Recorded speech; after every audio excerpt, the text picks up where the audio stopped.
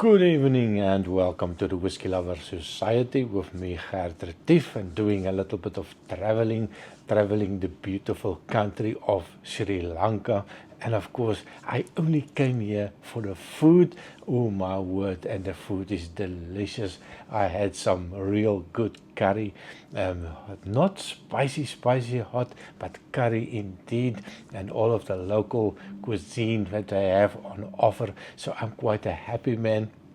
A guy that have had all the strangest things that you can imagine, and of course a good old hamburger with a little bit of a twist. So quite enjoying my time here in Sri Lanka, and of course I came prepared. As you've seen from the thumbnail, I always travel with a wee sample just to make sure that when I'm at my final destination and I'm looking forward to drinking something special, it's not always possible to get it at the hotel. Now this is one of those fancy schmancy hotels, bloody expensive, and I thought it's going to be an opportunity to try something maybe local, or maybe trying a whiskey that I haven't seen. Well, unfortunately, it's the same old Chivas Regal, Johnny Walker, Black Label, Blue Label. All of the Johnny Walkers are there. Nothing special. So that's the reason that I bring something special with me. I did pour it maybe 5-10 minutes ago. Not a proper glass, but it's in a glass at least. It's not a paper cup. It's not in a cup. It's not a coffee mug. It is in a glass. And I did expect a little bit of a nosing glass here, and that did not happen. So indeed, tonight's dram, it's going to be the Glencadam 17-year-old triple cask Portwood Finish. Now, if you are a follower of my channel, if you are a subscriber, and if you watch quite a number of my videos, I have done loads and loads of videos on Glencadam. I've never had a bad one, from the bottom of the range right until the 25-year-old. My word, they do make a whiskey that I like. I liked it bourbon cask maturation once. So every now and again, if you throw in a Pedro Eminis and all of the different casks that they have, you do find something that's special. So something for everybody. Now this one, 1,128 bottles was released in this batch, 2015 batch, and you'll be surprised that it's still available. Price wise, maybe 137. I could see it in Belgium, and sometimes a little bit cheaper and a little bit more expensive, but I think for a 17-year-old, it's probably not a bad price. So this one, bottled at 46% ABV, so ticking the boxes, natural color, non-chill filtered, and it is a maturation, what they say, ex-bourbon, before transferred over into a trio of casks with Portwood hogsheads to finish off this whiskey. So on the nose and color, let's see if we find something that's interesting. Haven't tried it, haven't tasted it, haven't sniffed it. So color wise, it is a lovely color to it. 17 years old, Portwood. I expect quite a lot of color into it. On the nose, it is absolutely fantastic. Even in this big glass that I found in the room, it is lovely. It's a dark fruits coming out, that red fruits, that cherries, that vanillas. And then I get that a little bit of a caramel note, a deep, dark caramel. And then I get a little perfumey note. I get a little bit of an apple, maybe a red toffee apple note that comes out. It's sweet. Now I expect export gas. I expect a lot of sweetness in this one. and it's definitely not disappointing. There's almost a orange zesty note that comes out.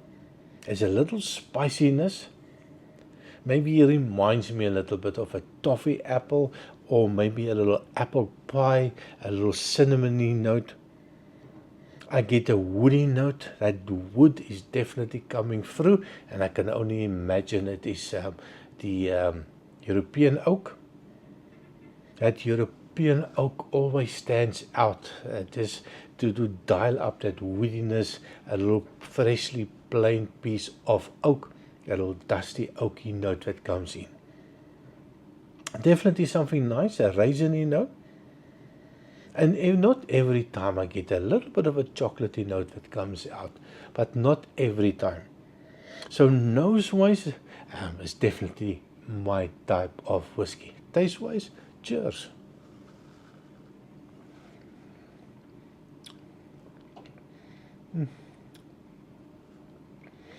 Wow. It's not the same as the nose for me. It's a little bit softer, 17 years old, so I think the maturity of the whiskey is definitely shining through. Did take a small sip. It is 46% ABV. I just wanted to make sure. Let me try again.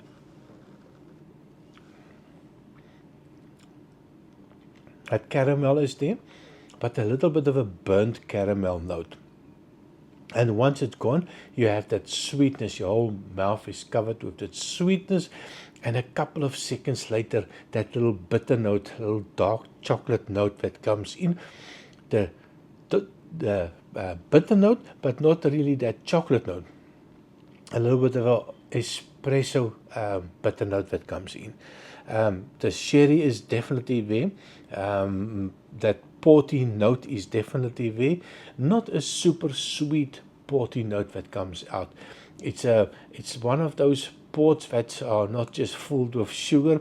Well, I'm not even sure if there's such a thing, but it does not feel so sweet for me. On the nose, it is suggesting a little bit more sweetness, but I think with that burnt caramel note, that tones down that sweetness quite fast. And with the second sip, there's definitely a little bit of a build up with the bitter note. Third sip, let's see.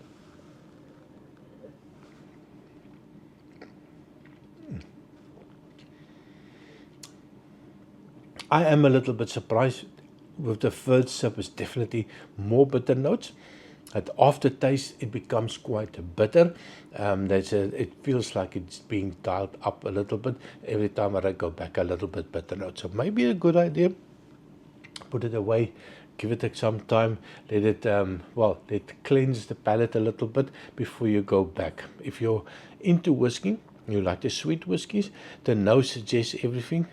And even that first sip suggested fantastic, but then that little bit of a oakiness does elevate a little bit, and it leaves the mouth dry. It's not the oily whiskey, but there's definitely a little bit of a dry mouth feel. Last sip, and before I take that last sip, please remember to like, share, and subscribe. We're working slowly, and in Swahili they say pole pole. Take it slow, but going slowly towards that 3,000 marks. And I would love to get 3,000 at least before the end of the year. So, last sip.